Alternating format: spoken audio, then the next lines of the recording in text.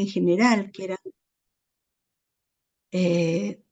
la moral en general, que era un conjunto de hábitos, costumbres, valores que nos ayudaban a decidir, a los que acudíamos cuando teníamos que, por alguna circunstancia de la vida, decidir, ¿no?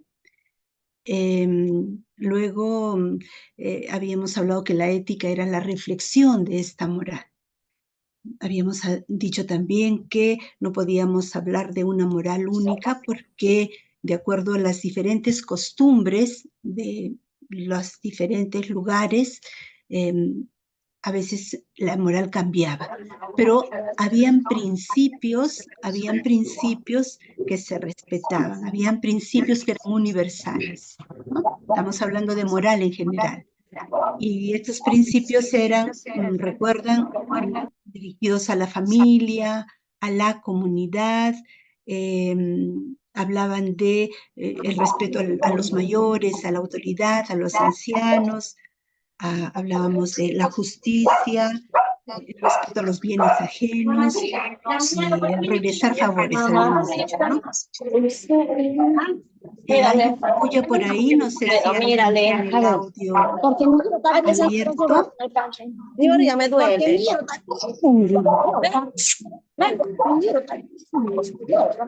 ¿Ella? ¿Le conoces? No sé. ¿Es de San Ramón? ¿Quién ella? No, o sea, se llama Maribí.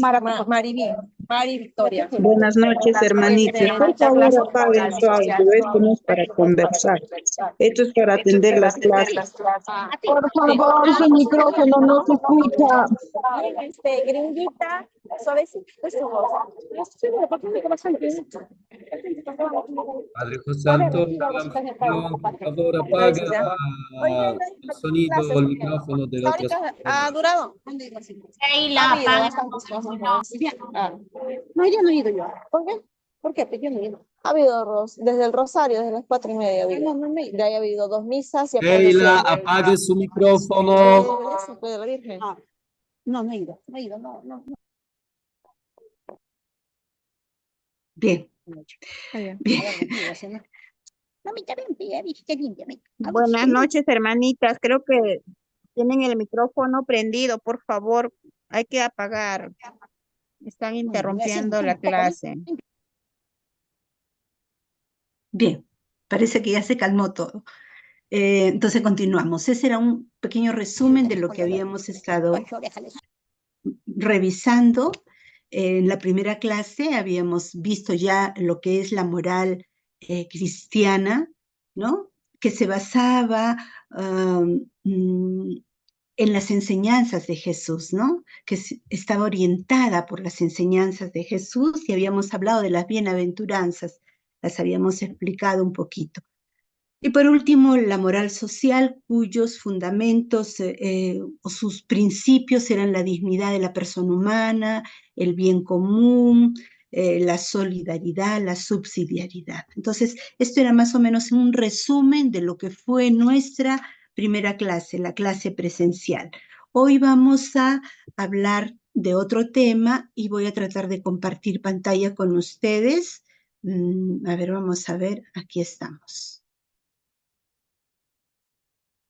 Listo. Bien. El tema de hoy es, lo vemos, ¿verdad? Está todo bien. El tema de hoy entonces son los fundamentos bíblicos de la moral social. Fundamentos bíblicos de la moral social.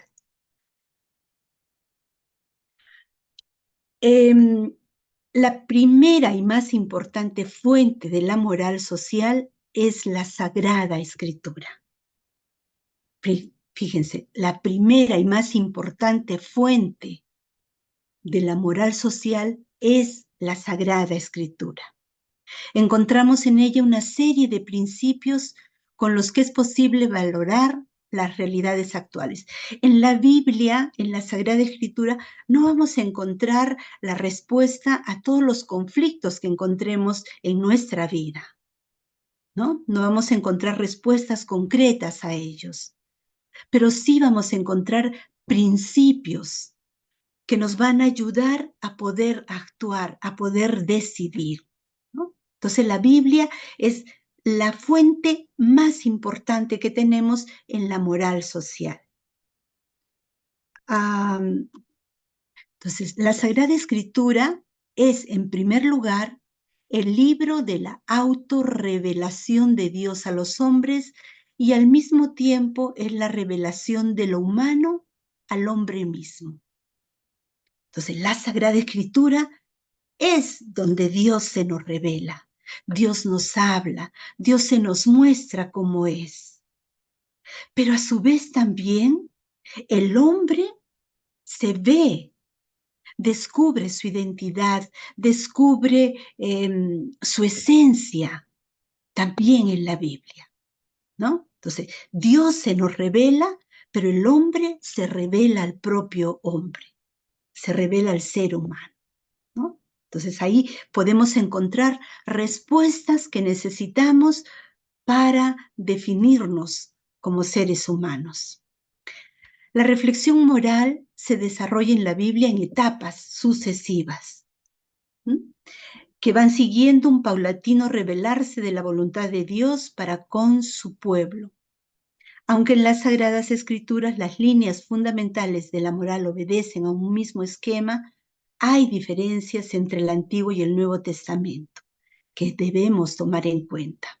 Entonces, hay una reflexión moral que se va desarrollando en etapas, porque recuerden que la Biblia es un conjunto de libros, ¿no? Es un conjunto de libros por diferentes autores, en diferentes épocas, con diferentes estilos. Pero hay una línea fundamental que cruza ambos, el Antiguo Testamento y el Nuevo Testamento. Pero tanto el Nuevo como el Antiguo tienen pequeñas diferencias que vale la pena que tomemos en cuenta. Por eso hemos dividido los temas. Hoy vamos a hablar sobre el Antiguo Testamento, sobre la moral social en el Antiguo Testamento, y la próxima clase, que es el próximo martes, hablaremos sobre el Nuevo Testamento, la moral en el Nuevo Testamento. Entonces hay claves que se nos presentan para entender cómo es la moral, cómo vivieron la moral en el Antiguo Testamento. Se nos dice, la moral del Antiguo Testamento es la moral del pueblo judío. Para un entendimiento profundo de la moral en el Antiguo Testamento se debe tomar en cuenta que las reglas de conducta y los principios de moralidad del pueblo judío aparecen vinculados a un mandato formal de Dios. Es decir, que todas esas reglas de conducta que tienen, toda esa moralidad del pueblo judío, del pueblo elegido por Dios, estaba estrechamente vinculado a ese mandato que Dios les da, a esa voluntad de Dios, ¿no? Y esto se refleja en Génesis 17:1. Dice en Génesis 17:1, se declara el motivo profundo de esta moral. Cuando Dios se presenta a Abraham, Dios le habla a Abraham, ¿y qué le dice? Le dice, yo soy el Dios de las alturas. Yo soy el Dios de las alturas, el Dios omnipotente, el Dios que está más allá de todo. Camina en mi presencia y con rectitud, ¿no? En otras traducciones dice, camina en mi presencia y sé perfecto. Entonces, eso es lo que quiere Dios de nosotros. Él es nuestro Dios, Él es nuestro creador, y Él nos pide, como le pedía al pueblo, a su pueblo elegido a través de Abraham, ¿no? Que caminemos en su presencia. ¿Y qué es caminar en su presencia? Caminar en su presencia es caminar alejado del pecado, porque cuando nosotros vivimos en pecado, nos alejamos de la presencia de Dios, ¿no? La moral de Israel entonces brota y halla su legitimación, ¿dónde? En la voluntad de Dios. La moral de Israel haya su legitimación en la voluntad de Dios. Esto tengámoslo presente. Bien, entonces vamos a ver cuáles son estas claves de la moral para que entendamos cómo fue esta moral en el Antiguo Testamento, ¿no? En primer lugar, ese pueblo elegido de Dios reconoce que Dios está presente en medio de él, que Dios es un Dios que lo ama, ¿no? Y reconoce esa presencia amorosa de Dios en medio de su pueblo. El pueblo elegido de Dios descubre que la creación o reconoce que la creación, el mundo y el ser humano son obra de Dios, que además de darnos la vida nos ha hecho semejantes a Él en el amor, la inteligencia y la libertad, ¿no? Dios nos ha dado la vida y también nos ha dado esa libertad, esa inteligencia y ese amor que nos hace, cuando lo practicamos, cuando somos libres, cuando somos capaces de amar, nos hace semejantes a Él, ¿no? Eso lo reconocía el pueblo. Desde el hecho de la creación y a lo largo de toda la historia del pueblo de Israel, la Biblia narra la historia de amor de Dios a la humanidad, ¿no? Entonces, es esa relación que vive el pueblo con Dios. Es una relación de amor que se narra en la Biblia, ¿no? El pueblo de Israel entonces recoge las leyes de Dios en el marco de aquella profunda experiencia de saberse pueblo elegido y amado gratuitamente por Dios. Entonces, lo primero, la clave para entender, una de las claves para entender esta moral en el Antiguo Testamento es que ellos, como pueblo, reconocen esa presencia de Dios en medio de ellos. Es una presencia no juzgadora, es una presencia amorosa, ¿no? Entonces descubren que Dios los ama y los acompaña. La imagen de Dios en la religión de Israel tiene dos características que vale la pena subrayar. La primera es que para ellos Dios es absolutamente trascendente.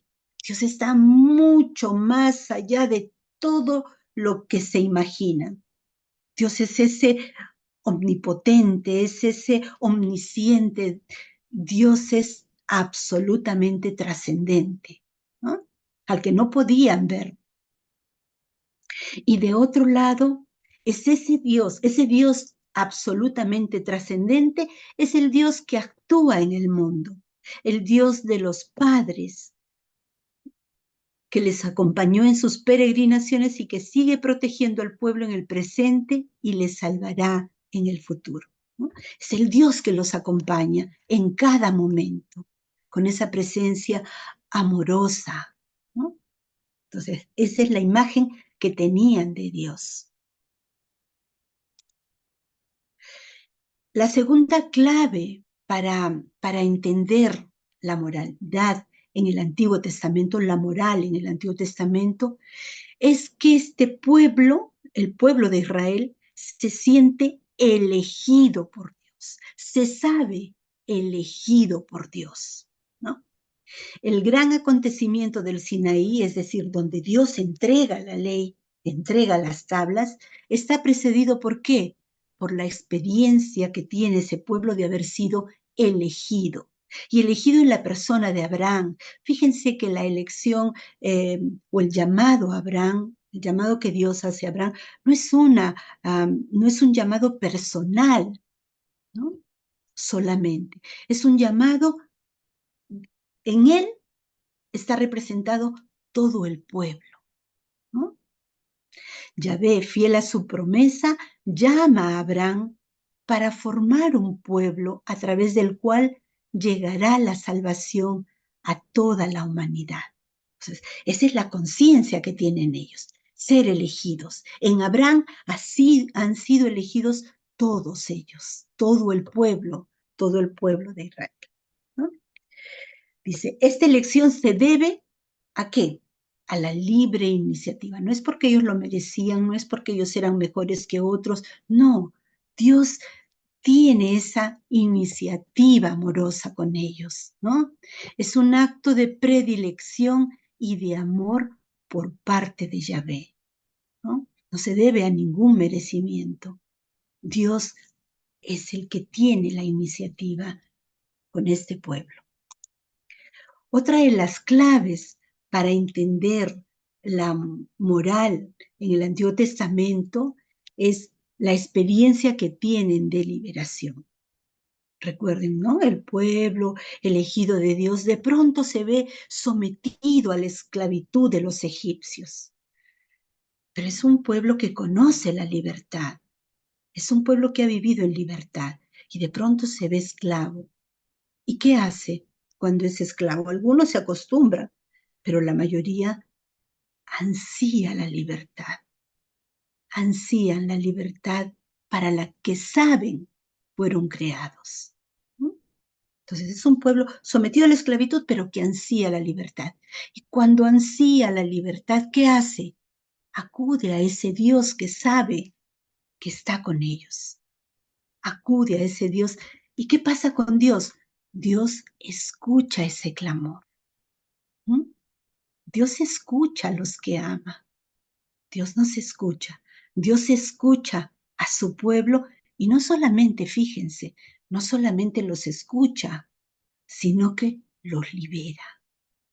Y eso experimenta ese pueblo, la liberación. En la salida de Egipto, en la travesía del desierto y en la llegada a la tierra prometida, ¿no? Entonces, esa es la experiencia que tienen de Dios. Un Dios que los saca de la esclavitud, que los libera. Perdón. Tras esta experiencia, el hombre reconoce a Dios como su creador y su liberador. O sea, no es solamente el que los crea, el que los ama, sino que es también el que los libera. Y entonces el pueblo se reconoce libre, ya está liberado, es libre y por lo tanto dueño de sus actos. Dueño de sus actos. Dios ha dotado al ser humano de inteligencia y gracias a ella, éste puede llegar a conocer lo que debe hacer y lo que debe evitar. Fíjense, Dios nos ha dotado ¿de qué? De inteligencia, es decir, no solamente podemos actuar, porque muchas veces lo hacemos, no, porque mi corazón lo dice, porque yo lo siento, en base a los sentimientos, no, también hay que actuar principalmente en base a la razón, a la inteligencia.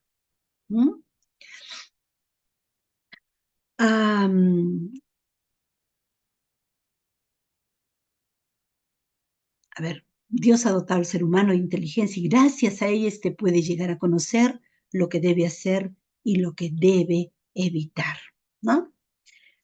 Vamos acá. Fíjense, Dios ha dotado al hombre de inteligencia y le ha dado libertad, ¿no? Y la libertad, fíjense, eso nos dice el Catecismo de la Iglesia Católica en estos números que están ahí. Dice, la libertad es en el hombre, en el ser humano, una fuerza de crecimiento y de maduración en la verdad y en la bondad. Fíjense acá, esto es importante, la libertad alcanza su perfección cuando está ordenada a Dios, Dios que es nuestra bienaventuranza. Fíjense, la libertad alcanza su perfección, pero cuando está ordenada a Dios. Es una libertad responsable, en responsabilidad.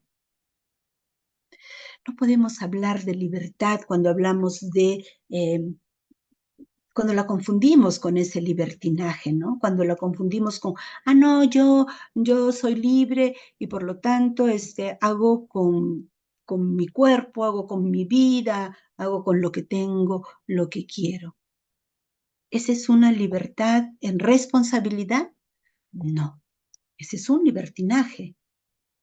Esa no es una libertad verdaderamente, porque no está encaminada hacia Dios, no está ordenada a Dios. Y fíjense, cuando esa libertad la vivimos en responsabilidad y está ordenada hacia Dios, ahí vivimos nuestra semejanza con Dios. Solo en esas circunstancias somos semejantes a Dios, cuando ejercemos nuestra libertad en responsabilidad. ¿Ya? Una de las características que habíamos dicho de la moral social cristiana uno de los principios era la dignidad humana. Y la Gaudium et Spes, ¿qué nos dice? La dignidad humana requiere, por tanto, que el hombre actúe según su conciencia y libre elección. Cuando el hombre elige el bien frente al mal y tiende hacia su fin verdadero, consigue la auténtica dignidad humana y se encamina hacia su felicidad. Entonces, la dignidad humana requiere también que ese reconocimiento de nuestra libertad en responsabilidad. Cuando nosotros vivimos esa libertad en responsabilidad, estamos viviendo nuestra dignidad humana, ¿no? Esa de la que tanto hablamos, esa de la que esa con la que Dios nos ha regalado, esa dignidad por ser hijos suyos y por ser semejantes, también nos ha hecho semejantes a Él, ¿no? Cuando el hombre elige el bien frente al mal y tiende hacia su fin verdadero, consigue la auténtica dignidad humana y se encamina hacia su felicidad. Fíjense, San Agustín decía que Dios nos ha creado, ¿no?, para Él, y que nuestro fin es Él. Él es nuestro fin, ¿no? Benedicto XVI decía, yo soy un peregrino en esta tierra. Es decir, somos todos peregrinos aquí hacia nuestra meta, que es Dios. Dios es nuestro fin. Dios es nuestra meta. Entonces, cuando el hombre, el ser humano, elige el bien frente al mal y tiende hacia su fin verdadero, que es Dios, consigue la auténtica dignidad humana. Esa es nuestra dignidad.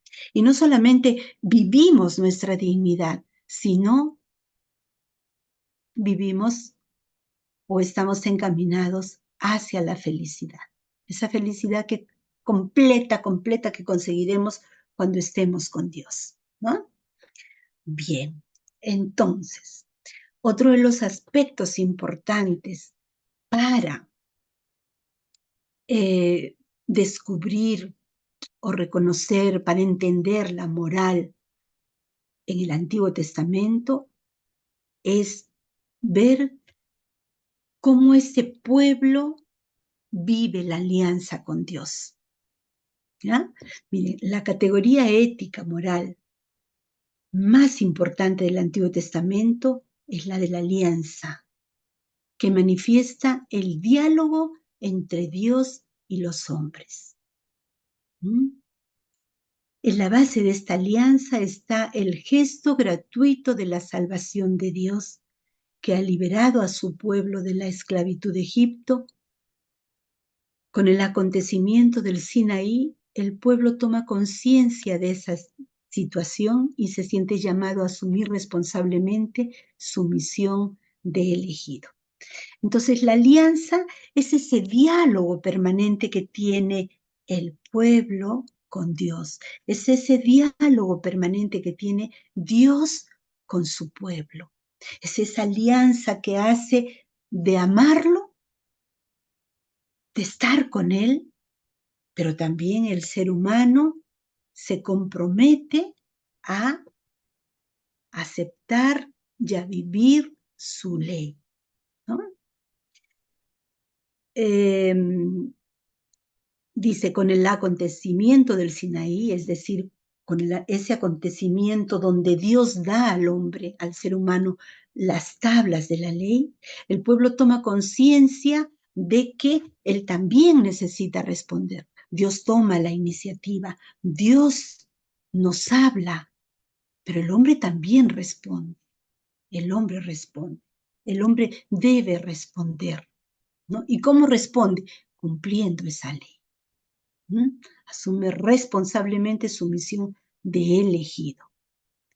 Ahora, de la conciencia que tuvo Israel de ser el pueblo elegido y de ese pacto del Sinaí donde se le entrega las tablas de la ley, surge la identidad del pueblo que organizará su vida y su moral sobre la base de la alianza y de la ley, ¿no?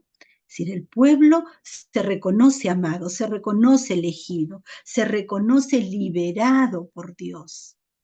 Reconoce que Dios hace una alianza permanente con el pueblo, ¿no? Por lo tanto, el pueblo, el ser humano, tiene que responder a ese amor gratuito de Dios. ¿Cómo?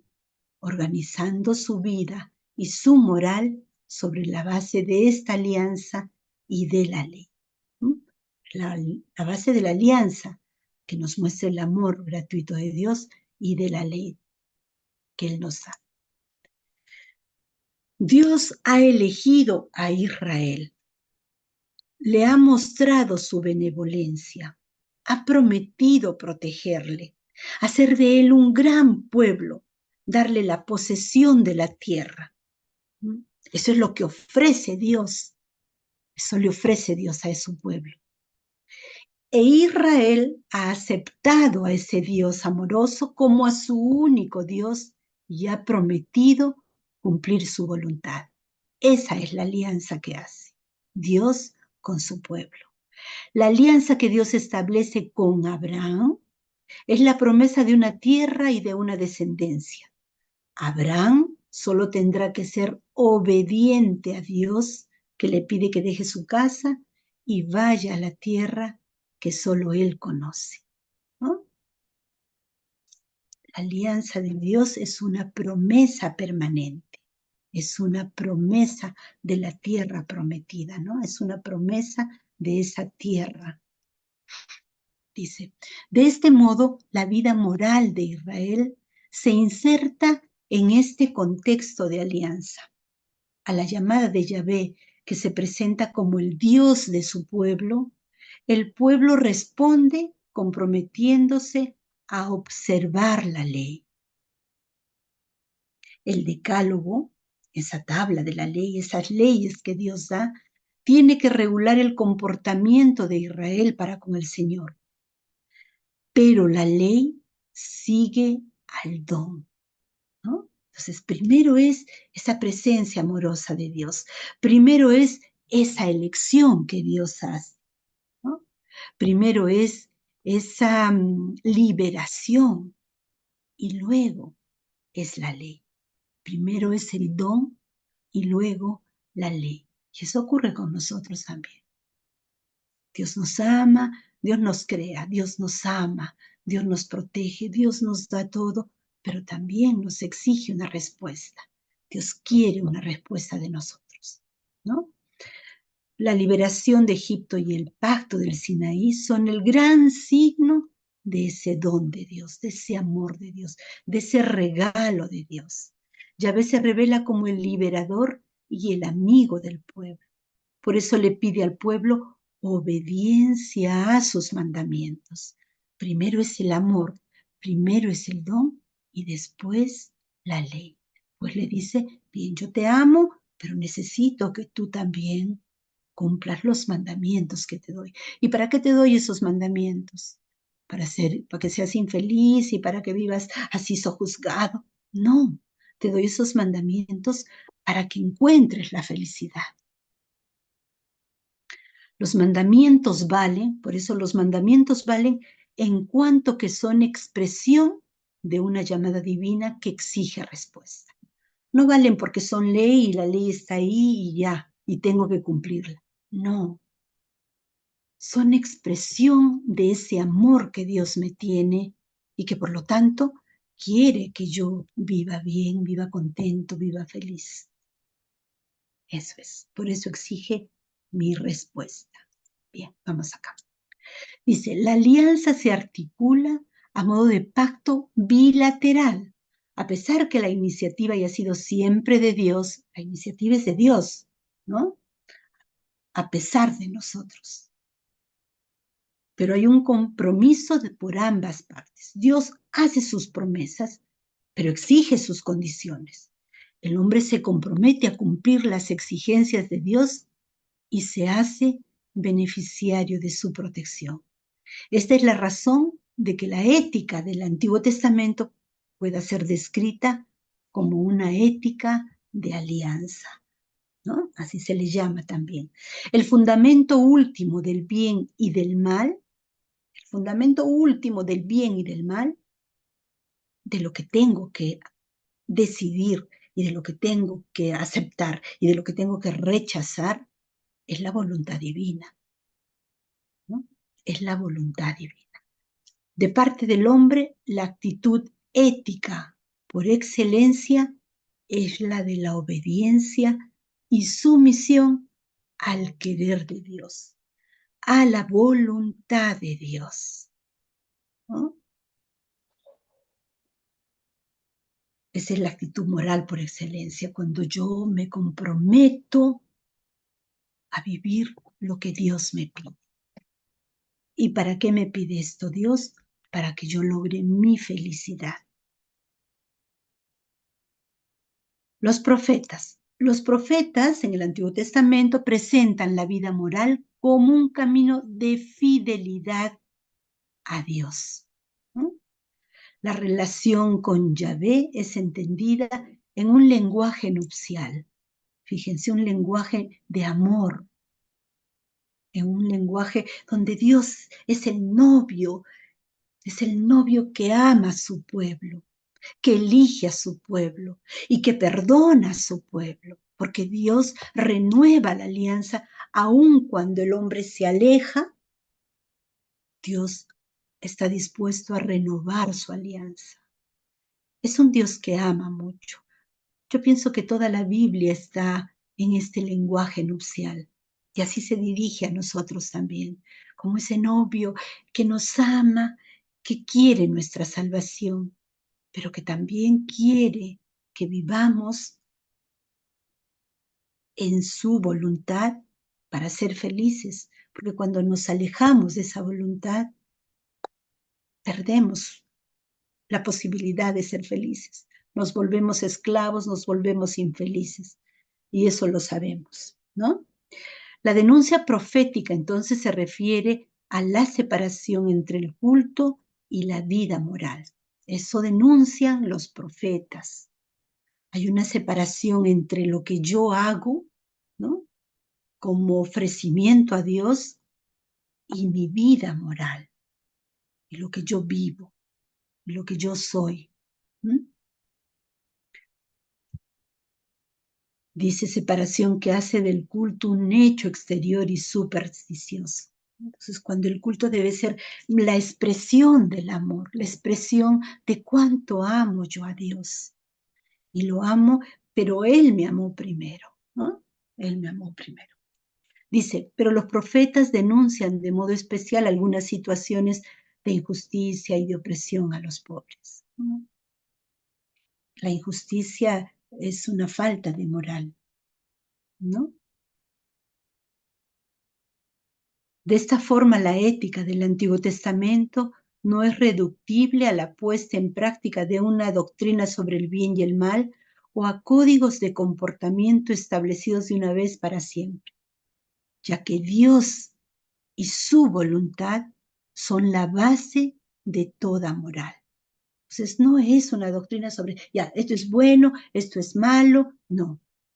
Es reconocer la voluntad de Dios y vivir esa voluntad, vivir en esa voluntad de Dios.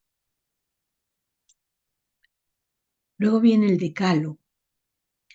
Miren, el gran acontecimiento del Sinaí, es decir, en esta entrega que Dios hace de la ley a su pueblo, este acontecimiento está precedido por una larga historia de amistad entre Dios y su pueblo.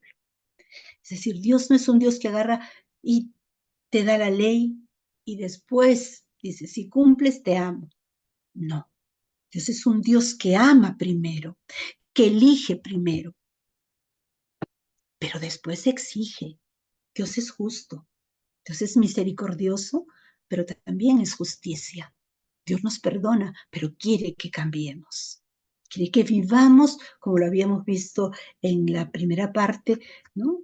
Cuando decíamos el llamado que le hace a Abraham. Yo soy tu Dios, pero quiero que tú camines cerca a mí. Y que seas justo, que seas recto, que seas perfecto. La elección gratuita también encuentra aquí su eco, pues la iniciativa parte nuevamente de Dios que le da una ley a Israel para que pueda vivir configurado como pueblo. En el cumplimiento de esta ley está la plenitud de Israel y Dios se compromete a bendecirlo siendo su propiedad exclusiva, ¿no? Le da una ley a Israel para que la cumpla y Dios se compromete a bendecir. Dios se compromete a bendecir. El decálogo tiene que regular el comportamiento de Israel para con el Señor. Pero como habíamos dicho antes, la ley sigue al don. Primero es ese amor, esa presencia amorosa, esa alianza, esa liberación, esa elección, y después es la ley, ¿no? La ley sigue al don. Los mandamientos valen en cuanto que son expresión de una llamada divina que exige respuesta. ¿Mm? Entonces los mandamientos valen no porque me prohíben esto, me prohíben el otro y porque están escritos ahí y tengo que cumplirlos. No, tenemos que entenderlos como expresión del amor de Dios, como expresión de ese Dios que nos llama a vivir de una determinada manera y que exige que nosotros respondamos a esa llamada. El decálogo se presenta entonces bajo dos formulaciones diferentes y eso lo podemos revisar nosotros. Uno está en Éxodo y otro está en Deuteronomio. El decálogo tiene gran importancia en la moral, ya que la mayoría de los esquemas sobre la moral están basados en él. Estamos hablando de la moral en general. No robar, no matar, ¿no? En la escritura, el decálogo no tiene como primera función ser un código moral, sino que es ante todo un signo de la alianza. Fíjense qué bonito esto. No es un código moral que ya lo tenemos y que tenemos que cumplirlo. No, es un signo de que Dios hace una alianza conmigo, de que Dios se compromete a cuidarme, de que Dios se compromete a amarme. Bueno, yo siempre personalizo todo, pero esto nos dice a nosotros. No entiendo. Bueno, seguimos entonces en la escritura, sino que ante todo es un signo de la alianza. Bien, acá vamos para ya ir finalizando, vamos a escuchar a San Irineo. ¿Qué nos dice San Irineo? Es un padre de la iglesia, ¿no? ¿Qué nos dice? Nos dice que el decálogo preparaba al hombre para ser amigo de Dios y tener un solo corazón con su prójimo. Es el decálogo, las leyes preparan al hombre para ser amigo de Dios y tener un solo corazón con su prójimo, ¿no? Con Dios y con el prójimo. Dice, pero él dice, mire, San Irineo dice, si antes hemos dicho que primero es el amor ofrecido por Dios hacia nosotros y en segundo lugar es la respuesta moral del hombre hacia Dios, ¿no? Es lo que hemos estado diciendo, ¿no? Dios se revela a nosotros. Dios nos elige, Dios nos ama y después nos da unas leyes y nosotros respondemos a ese amor de Dios. Pero Él dice, si bien es cierto todo esto, también es cierto que se le puede dar un poco la vuelta a esto, ¿no? Y Él nos habla de que vivir los mandamientos, vivir el decálogo, preparan al hombre para hacerlo amigo de Dios. Miren qué bonito esto, ¿no? No solamente es Dios el que toma la iniciativa y nosotros damos una respuesta, sino también pensemos que nosotros, cumpliendo las leyes de Dios, nos hacemos más amigos de Dios. También estamos tomando la iniciativa con Dios, ¿no? Cumplimos nosotros y nos hacemos mucho más cercanos a Dios, mucho más amigos de Dios. Eso nos dice San Ignacio. Quien vive los mandamientos es como quien vive en la casa de Dios. No vive en la calle. No somos así unos pobres callejeros, no. Somos hijos de Dios. Somos hijos estamos en la casa de Dios, ¿no? El procurar vivir en gracia de Dios nos va connaturalizando con la divinidad. Fíjense qué bonito que nos dice San Irineo. Ignacio Munilla. Munilla es un obispo español de San Sebastián que habla bien bonito, él habla mucho sobre moral también y tiene bastantes cosas escritas, pero esto me pareció bonito. Él habla sobre los mandamientos, está hablando sobre el decálogo, dice. Es curioso que el decálogo está formulado en primera persona en singular. Amarás a Dios, no robarás, no mentirás. ¿Por qué? Porque está hablando contigo, nos dice. Está hablando contigo, conmigo, está hablando con cada uno de nosotros. Fíjense, ahí Dios está hablando con cada uno de nosotros.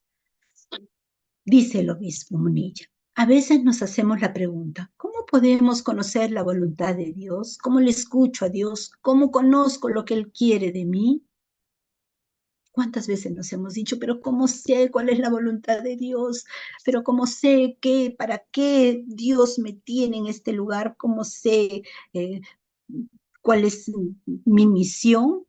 ¿Cuántas veces no nos hemos dicho esto, no? Y este obispo Munilla nos dice, la verdad es que en los 10 mandamientos tienes esa voluntad explícitamente mostrada. No se puede dudar que estos 10 mandamientos nos descubren lo que Dios quiere para mí, lo que Dios quiere para ti. Claro que alguien puede decir, sí, claro, pero eso es para todos. Pero si es para todos, es también para ti. Entonces, fíjense qué bonito esto. ¿Dónde encontramos una respuesta a nuestras dudas, a esas preguntas existenciales que a veces nos hacemos? Ahí en los 10 mandamientos, ¿no? Dice que la escribió en tablas de piedra, nos dice, ¿no? Queriendo significar la voluntad de Dios, que es perpetua y perenne. Esto nos recuerda aquellas palabras que dijo Jesús: cielo y tierra pasarán, pero mis palabras no pasarán. La manifestación de Dios para todos los hombres, de todos los tiempos, de todos los lugares. ¿Mm? ¿Qué más nos dice este obispo? Nos dice que tenemos la tentación de una moral de situación. Y eso sí, hermanos, preguntémonos cada uno de nosotros. Esa es nuestra gran tentación. Una moral de situación. Es decir, decimos, no, pero acá se vive eso. Por lo tanto, si es normal, yo también lo vivo, ¿no? Pero si eso lo acepta todo el mundo, ¿por qué no lo hago yo? ¿Cuántas veces no hemos dicho, no, pero es una mentira piadosa, así chiquita, no tiene importancia? ¿Mm? Hay que amoldarnos a los tiempos y a los lugares, no podemos estar contra lo que dice nuestra sociedad, lo que vive toda la gente. Y él dice, no, no, la voluntad de Dios es eterna y universal. Por lo tanto, puede ser que nos encontremos con situaciones que se vuelven ya costumbre, ¿no? En nuestra sociedad. Pero tenemos que aceptarlas nosotros que meditamos, nosotros que tenemos inteligencia, que tenemos un corazón que ama a Dios, ¿no? La voluntad de Dios es eterna y universal. Dice, Dios tiene escrito nuestro nombre en la palma de su mano. Eso dice en Isaías, ¿verdad? Dios tiene escrito nuestro nombre en la palma de su mano. Esto hace referencia a que la voluntad de Dios no es fría. No es una voluntad que Dios, quiero que hagas esto, quiero que hagas lo otro. No, Dios me tiene mi nombre ahí plasmado en la palma de su. Cada vez que abre su manito así, ahí está mi nombre, ahí estoy yo. Estoy presente en su corazón, en su pensamiento, ¿no? Esto hace referencia a que la voluntad de Dios no es fría, es una voluntad de amor, ¿no? Y acá en este dibujito dice, la voluntad de Dios no te llevará donde su gracia no te puede sostener. ¿Bien? Bien. Entonces ahí terminamos. ¿Ya? Este es un trabajito que vamos a hacerlo. La próxima clase la tenemos el próximo martes. Tienen plazo hasta el domingo. Hasta el domingo. Para el lunes, bueno, puede ser hasta el lunes en la mañana, no hay ningún problema, ¿ya? Para entregar este trabajo. Yo sé que muchos me han entregado sus trabajos vía WhatsApp porque no he podido yo ingresar a la plataforma, ¿no? Yo he estado de viaje un tiempo, luego he venido y he estado no he podido ingresar. Recién cuando he ingresado les he puesto la clase anterior y el trabajo que tenían. Ya antes algunos me han presentado sus trabajos, pero yo creo que hay muchos que no han entregado. Entonces yo no quiero ser tampoco demasiado estricta y claro que no van a tener la misma nota que los primeros que han entregado, pero sí pueden todavía entregar hasta el día domingo el trabajo anterior, de tal manera que estemos más o menos al día. Bien, y este es el segundo trabajo.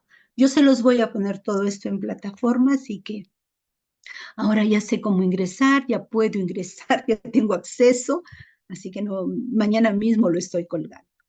¿Alguna pregunta, algún comentario, algo que ustedes quieran compartir? Con muchísimo gusto voy a cerrar esto. Deja de compartir.